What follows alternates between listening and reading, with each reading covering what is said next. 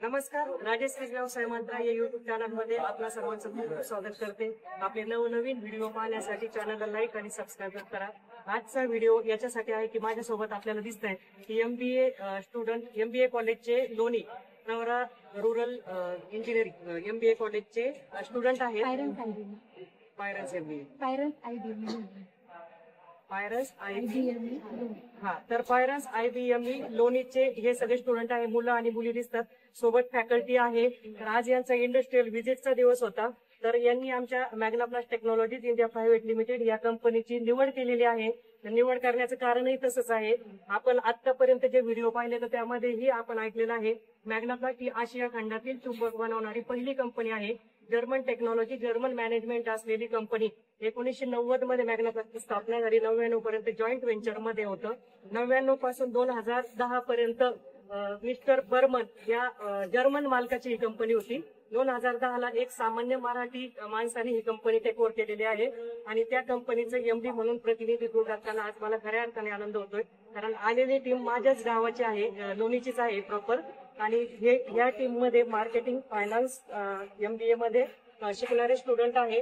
तर यांचा अभ्यासाचा भाग म्हणून यांना ऍक्च्युअल इंडस्ट्री कशी वर्किंग होते, कसं मॅन्युफॅक्चरिंग इंडस्ट्रीचं कार्य चालतंय, अगदी रॉ मटेरियल पासून फायनल प्रोडक्ट पर्यंत काय काय गोष्टी केल्या जातात, क्वालिटी चेकिंग असू द्या किंवा टेक्निकल कुठल्या गोष्टी असतात मॅन्युफॅक्चरिंग मध्ये, तर याचा अभ्यास करण्यासाठी ही टीम आलेली आहे।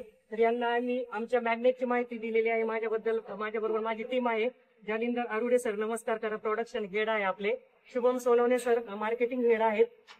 Sunil Mahindre sir purchase officer purchase head आहेत। आमच्या एचआर सिद्धी मॅडम आहे माझ्यासोबत।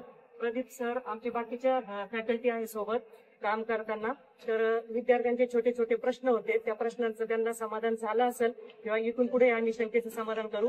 तर आमच्या मॅग्नाप्लास्ट मध्ये बेसिकली 2 टाईपचे मॅग्नेट बांधतात। इंजेक्शन मोल्डेड मॅग्नेट म्हणजे मोल्डिंगची प्रोसेस होऊन मॅग्नेट बांधतात, ज्यामध्ये सेन्सर मॅग्नेट असतात, पेट्रोल फिल्टरचे मॅग्नेट असतात, पेपर मोटरचे मॅग्नेट असतात, वॉशिंग मशीनचे मॅग्नेट असतात आणि एक्सट्रुजन मॅग्नेट आपण ज्याला म्हणतो स्ट्रिपचे मॅग्नेट बांधतात।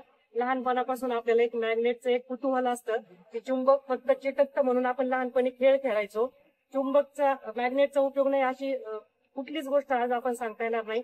अगदी पर्सच्या बटनापासून जर पाहिलं आपण रोजच्या नित्य उपयोगाच्या जर आपण वस्तू पाहिल्या तर प्रत्येक ठिकाणी आपल्याला मॅग्नेट पाहायला भेटतं। बेसिकली आता टेक्नॉलॉजी खूप अपडेटेड झालेली आहे। मॉलचे दरवाजे ऑटोमॅटिक आपण गेल्यानंतर हॉटेलचे मॉलचे उघडतात, तिथंही सेन्सरचं काम मॅग्नेट करत असतं। शॉवर कॅबिन असतात किंवा आता आमचं सगळ्यात जास्त रनिंग प्रोडक्ट जर पाहिलेलं असेल तर मॉस्किटो नेट, म्हणजे आपल्या खिडकीला डास येऊ नये म्हणून, मच्छर येऊ नये म्हणून ज्या जाळ्या असतात तर तिथं पण आमचे मॅग्नेटिक स्ट्रिप युज होतात। सगळ्यात मेजर जर काय ऍप्लिकेशन असतात तर फ्रीजचा दरवाजा जो पक्का बसतो तर त्या फ्रीजच्या डोअरच्या कॅस्केटमध्ये स्ट्रिप्स वापरल्या जातात। तर अशा प्रकारे निरनिराळे मॅग्नेटचे उपयोग आहे आणि ते उपयोग आपण या सगळ्या स्टुडंटला समजून सांगितले। आपलं बॉक्स दाखवलं असतं।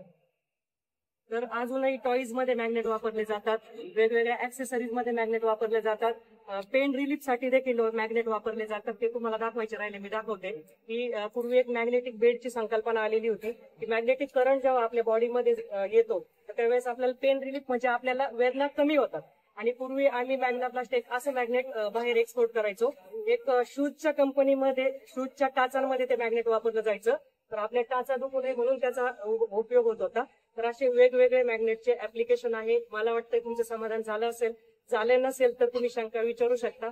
आपण सर्वांनी कंपनीला व्हिजिट दिली आणि माझ्याच एरियामधून नगर जिल्ह्यातून हे सगळे आल्यामुळं मला एक माहेरचे माणसं म्हणून वेगळा आनंद झालेला आहे। तर पुढच्या तुमच्या सगळ्यांच्या वाटचालीसाठी मी खूप खूप शुभेच्छा देईन आणि आज तुम्हाला मी हेच सांगेन की तुम्ही सगळ्यांनी आपलं सर्चिंग वाढवा।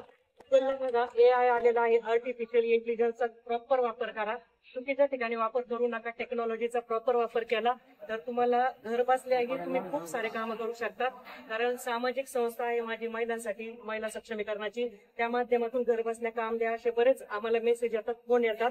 तर हे सगळं करत असताना वर्क फ्रॉम होम एक संकल्पना आहे की जे तुम्ही कुठेही न जाता ऍपच्या माध्यमातून, सॉफ्टवेअरच्या माध्यमातून घर बसल्या एक लॅपटॉपवर काम करू शकतात। पण त्याच्यासाठी तुमचं नॉलेज वाढलं पाहिजे, व्हास्ट नॉलेज पाहिजे, त्याच्यासाठी वाचन पाहिजे, सर्चिंग पाहिजे, तर तुम्हाला या सगळ्या गोष्टी लवकरात लवकर मिळतील।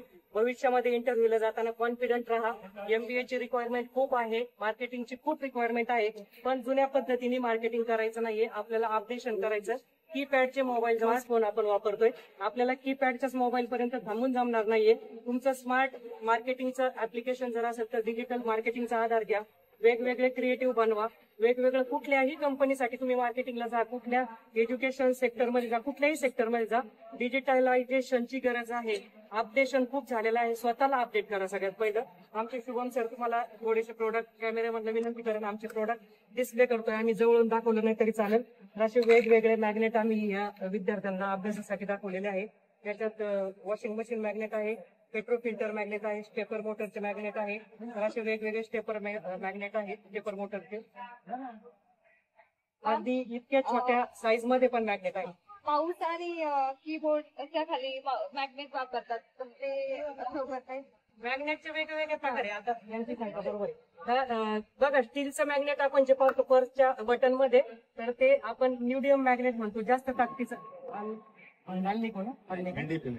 न्यूडियम बरोबर ना. एनडीएफईबी मॅग्नेट आपण स्टील सारखं दिसतं ते एनडीएफईबी मॅग्नेट असतं. त्याला खूप ताकद असते.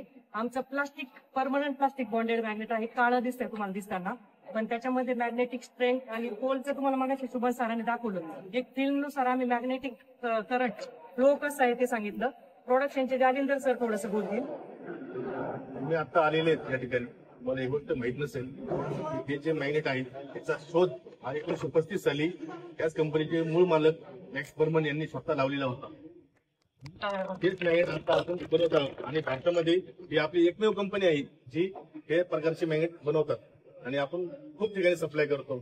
भारतामध्ये असेल, भारताच्या बाहेर असेल, चायनामध्ये असेल, जर्मनीमध्ये असेल, जपानमध्ये असेल, बऱ्याच देशामध्ये आपले हे मॅग्नेट सप्लाय होत आहे आणि याचे ऍप्लिकेशन खूप वेगवेगळ्या ठिकाणी वापरले जातात. वॉशिंग मशीन असेल, टू व्हीलरचं मीटर असेल, रेफ्रिजरेटर असेल किंवा मायक्रो ओव्हन असेल, घरातले छोट्या छोट्या घरातल्या वापरलेल्या वस्तूमध्ये पण या ठिकाणी मॅग्नेटचा उपयोग होतो. आणि आपण दरवर्षी भारतामध्ये कितीतरी 1000 करोडचे मॅग्नेटचं मटेरियल आपण इम्पोर्ट करतो आणि आता आपला प्रयत्न आहे की जे इम्पोर्ट आपण करतोय ते आपण स्वतः आपण भारतामध्ये बनवून आपल्या भारतासाठी विकण्याचा प्रयत्न आमचा भविष्यात राहील. त्यासाठी आम्ही खूप प्रयत्न करत आहोत. जालिंदर सरांचं वैशिष्ट्य सांगेल मी. आपल्याकडं ओरिएंटेशन रिंग असायचं मॅग्नेटच्या, त्या आम्हाला जर्मनीमधून आणावं लागायचं. सरांनी स्वतः इंडियामध्ये ते मॅन्युफॅक्चरिंग सुरू केलेलं आहे. शुभम सरांबद्दल बोलते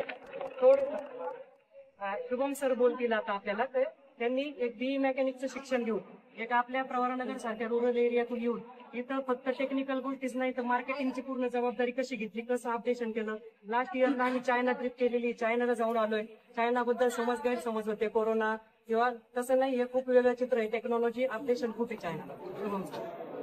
सगळे मॅडमने सांगितलं की आपण वेगवेगळ्या टाईपचे मॅग्नेट बनवतो. तर मॅग्नेट बनवणं एवढं हे मेन नसतं. तुम्ही जे सगळे बॅग आलेले आहेत ते सगळे एकदम मॅनेजमेंट घेऊन आले, ते सगळे एमबीए स्टुडंट.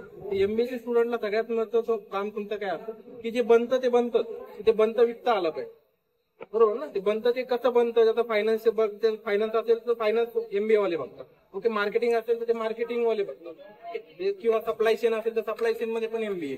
वेगवेगळ्या फील्ड मधले तुम्ही सगळे स्टुडंट आहात. तर याच्यातलं मी जे बघतोय तो एरिया म्हणजे मार्केटिंगचा.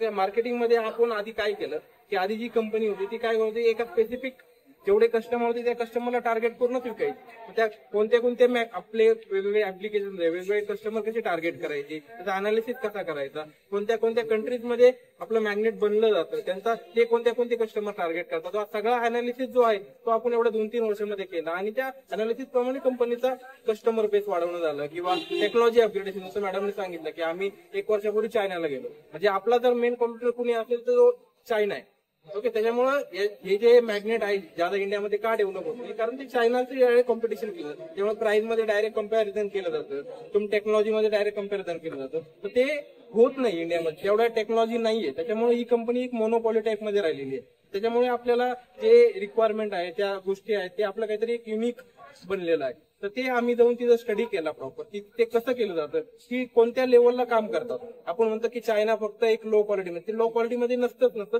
ते त्यांच्याकडे काही इम्प्रुव्हमेंट प्रोसेस पण असतात, त्या आम्ही तिथून स्टडी केल्या, त्या आम्ही इम्प्लिमेंट करतो. त्याच्यामुळे जे या सगळ्या गोष्टींमुळे काय होते, कंपनीचा ग्रोथ, कंपनीच्या टेक्नॉलॉजी, कंपनीचे कस्टमर बेस सगळ्या गोष्टी वाढत चाललेल्या. तसं तुम्हाला पण या गोष्टी तुमच्या स्टडीमध्ये फक्त जे बुक मधलं जे नॉलेज आहे ते न करता की मार्केटमध्ये काय चालतं. जसं मॅडमने सांगितलं की फक्त तुम्हाला मार्केटिंग करायचं तर फक्त लोवर तर मार्केटिंग करून नाही जमणार. डिजिटल मार्केटिंग काय असतं, SEO काय असतं,